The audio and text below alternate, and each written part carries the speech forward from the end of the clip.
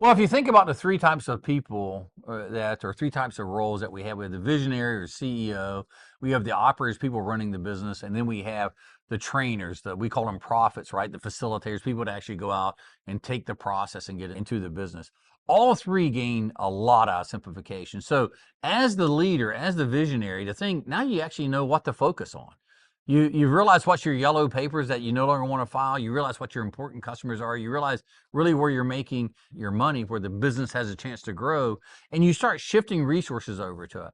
Does that mean it's going to go perfectly? Does that mean some of the decisions are not going to have a little pain? For sure, you're going to have some pain in it, right? Some of the things you quit going, you're going to lose that. You will see some revenue loss in certain areas, but you should also lose the cost that goes with it, and you should be able to get those resources and put them not only where there's more revenue, but you can get the growth to go with it. So as a leader, it gives you clarity in what you're going to go do next.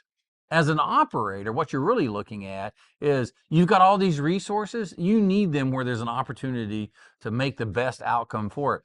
You've got 25, 30, maybe even 50% of the folks that you've got out there working on things that there's no value. Imagine getting control of that resource and putting it not only where there's value, but where there's demand for it, and you can grow this business.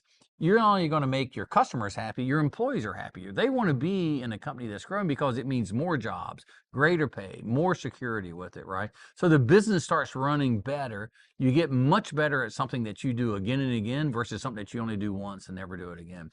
And finally, with the profits, what you have now is you have clarity in where you're training. You don't have to go to all those warehouses. You don't need to go see all the manufacturing sites.